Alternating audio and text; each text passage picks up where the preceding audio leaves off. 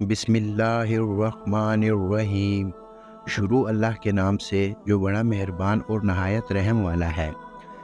دوستو، آج جو واقعہ ہم آپ کے گوش گزار کرنے لگے ہیں وہ ہے بنی اسرائیل کے ایک عابد کا واقعہ۔ بیان کیا جاتا ہے کہ بنی اسرائیل میں ایک عابد رہا کرتا تھا۔ اسی زمانے میں کوئی عابد اس کے جیسا نہ تھا۔ اس وقت میں 3 بھائی تھے۔ ان کی ایک بہن تھی جو ابھی تک کنواری تھی۔ اس کے سوا اور اس کی کوئی بہن نہ تھی۔ اتفاقاً ان تینوں بھائیوں کو کہیں لڑائی پر جانا پڑ گیا۔ ان کو کوئی ایسا شخص نظر نہ آیا جس کے پاس اپنی بہن کو چھوڑ جائیں اور اس پر بھروسہ کریں۔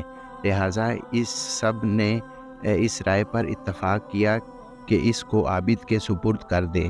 وہ عابد ان کے خیال کے موافق تمام بنی اسرائیلیوں میں نیک اور پرہیزگار تھا۔ چنانچہ اس کے پاس آئے اور اپنی بہن کو حوالے کرنے کی درخواست کی کہ جب تک ہم لڑائی سے واپس نہ آئیں ہماری بہن آپ کے سائے شفقت میں رہے گی۔ عابد نے ایسا کرنے سے انکار کر دیا۔ ان کی بہن سے خدا کی پناہ مانگی۔ وہ نہ مانے اور اصرار کرتے رہے کہ ان کی بہن کو اپنی نگرانی میں رکھنا منظور کر لے، حتیٰ کہ عابد ان کی درخواست کو منظور کر لیا اور کہا کہ اپنی بہن کو میرے عبادت خانے کے سامنے کسی گھر میں چھوڑ جاؤ۔ انہوں نے ایک مکان میں اس کو لا اتارا اور چلے گئے۔ وہ لڑکی عابد کے قریب ایک مدت تک رہی۔ عابد اس کے لیے کھانا لے کر آتا اور اپنے عبادت خانے کے دروازے پر رکھ کر دروازہ بند کر لیتا۔ وہ واپس اندر چلا جاتا اور لڑکی کو آواز دیتا کہ وہ اپنے گھر سے آ کر کھانا لے جاتی تھی۔ پھر راوی نے بیان کیا کہ پھر شیطان نے عابد کو بہکانا شروع کیا۔ ابتدا میں اس کو خبر کی ترغیب دیتا رہا اور لڑکی کا دن میں عبادت خانے تک آنا اس پر گراں ظاہر کرتا رہا کہ کہیں ایسا نہ ہو کہ لڑکی دن میں کھانا لینے کے لیے گھر سے نکلے اور کوئی شخص اس کو دیکھ نہ لے، اس لیے بہتر ہے کہ اس کا کھانا لے کر اس کے دروازے پر رکھ کر آیا کر، اس پر اجر عظیم ہوگا۔ عرض یہ کہ عابد کھانا لے کر اس کے گھر جانے لگ گیا۔ کچھ مدت بعد پھر شیطان اس کے پاس آیا اور اس کو ترغیب دی کہ اس بات پر اسے ابھارا کہ اگر تو اس لڑکی سے بات چیت کیا کرے تو تیرے کلام سے مانوز ہوگی، کیونکہ اس کو تنہائی سے سخت وحشت ہوتی ہے۔ شیطان نے اس کا پیچھا نہ چھوڑا حتیٰ کہ وہ عابد اس لڑکی سے بات چیت کرنے لگا۔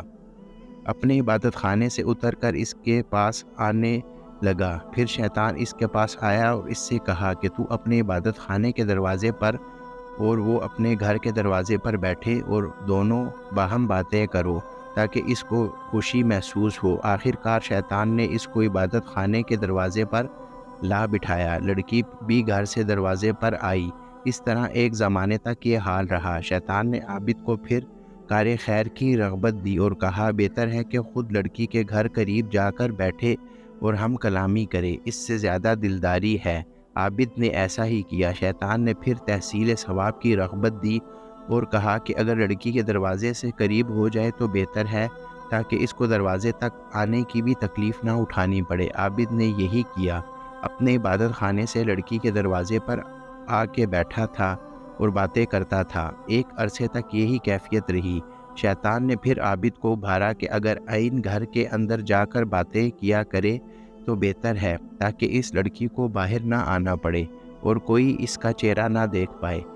غرض عابد نے شیوا اختیار کیا کہ لڑکی کے گھر کے اندر جا کر دن بھر اس کی باتیں کیا کرتا اور رات کو اپنے عبادت خانے میں واپس چلا جاتا، یہاں تک کہ عابد نے لڑکی کی زانوں پر ہاتھ مارا اور اس کا رخسار کو بوسہ لے لیا۔ پھر روز بروز لڑکی کو اس کی نظروں میں آرائش دیتا رہا اور اس کے دل میں غلبہ کرتا رہا، حتیٰ کہ وہ اس کے اور زیادہ قریب ہو گیا اور لڑکی نے حاملہ ہو کر ایک لڑکا جنا۔ پھر شیطان عابد کے پاس آیا اور کہنے لگا اب بتاؤ کہ اگر اس لڑکی کے بھائی آ کے تو اس بچے کو دیکھا تو تم کیا کرو گے؟ میں ڈرتا ہوں کہ کہیں تم ذلیل نہ ہو جاؤ یا وہ تمہیں رسوا نہ کر دیں، تو بہتر ہے کہ تم اس بچے کو لو اور زمین میں گاڑ دو۔ یہ لڑکی ضرور اس معاملے کو اپنے بھائیوں سے چھپائے گی، اس خوف سے کہ کہیں وہ نہ جان لیں کہ تم اس کے ساتھ کیا حرکت کی۔ عابد نے ایسا ہی کیا اور لڑکے کو زمین میں گاڑ دیا۔ پھر شیطان نے اس سے کہا کیا تمہیں اس بات پر یقین ہے کہ لڑکی تمہاری ناشائستہ حرکت کو بھی اپنے بھائیوں سے پوشیدہ رکھے گی؟ ہرگز نہیں، تو تم اس کو بھی پکڑو اور ذبح کر کے بچے کے ساتھ ہی دفن کر دو۔ غرض کہ اس عابد نے لڑکی کو ذبح کیا اور بچے سمیت گڑھے میں ڈال کر اس پر ایک بھاری پتھر رکھ دیا اور زمین کو برابر کر کے اپنے عبادت خانے میں جا کر عبادت کرنے لگا۔ ایک مدت گزرنے کے بعد لڑکی کے بھائی لڑائی سے واپس آئے اور عابد کے پاس جا کر اپنی بہن کا حال پوچھا۔ عابد نے اس کو اس کے مرنے کی خبر دی، افسوس ظاہر کر کے رونے لگا اور کہا کہ بڑی نیک عورت تھی، دیکھو یہ اس کی قبر ہے۔ بھائی قبر پر آئے اور اس کے لیے دعائے خیر کی۔ پھر راوی بیان کرتے ہیں کہ جب رات ہوئی وہ اپنے بستروں پر سوئے تو شیطان ان کے خوابوں میں ایک مسافر آدمی کی صورت میں آیا۔ پہلے بڑے بھائی کے پاس گیا، اس کی بہن کا حوال پوچھا۔ اس نے عابد کا اس کے مرنے کی خبر دینا اور اس پر افسوس کرنا اور مقام قبر دکھانا بیان کیا۔ شیطان نے کہا کہ سب جھوٹ ہے، تم نے کیوں کر اپنی بہن کا معاملہ مان لیا؟ عابد نے تمہاری بہن سے بدفعل کیا، وہ حاملہ ہو گئی اور ایک بچہ جنا۔ عابد نے تمہارے ڈر کے مارے اس بچے کو اس کی ماں سمیت ذبح کیا اور گڑھا کھود کر دونوں کو اس میں ڈال دیا۔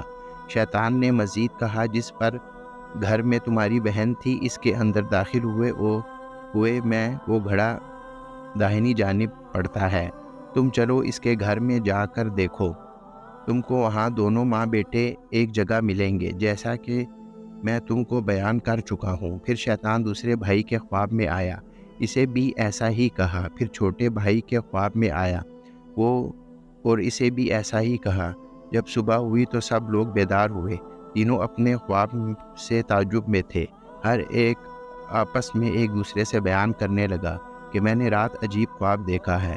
سب نے باہم جو کچھ دیکھا تھا بیان کیا۔ بڑے بھائی نے کہا یہ خواب فقط ایک خیال ہے اور کچھ نہیں، یہ ذکر چھوڑو اور اپنا کام کرو۔ چھوٹا بھائی کہنے لگا میں تو جب تک اس مقام کو دیکھ نہ لوں باز نہ آؤں گا۔ تینوں بھائی چلے۔ اس گھر میں ان کی بہن رہتی تھی۔ آئے دروازہ کھولا اور جب خواب میں بتائی گئی تھی جگہ اسے تلاش کیا اور جیسا ان سے کہا گیا تھا کہ ان کی بہن اور اس کے بچے کو ایک گڑھے میں ذبح کیا ہوا پایا۔ انہوں نے عابد سے کل کیفیت دریافت کی۔ عابد نے اسے قبول کی اور اس فعل کے بارے میں کی۔ انہوں نے اپنے بادشاہ سے جا کر عابد کی شکایت کی۔ عابد کو پھر اس کے عبادت خانے سے نکالا گیا اور اس کو مارنے کے لیے لے جایا گیا۔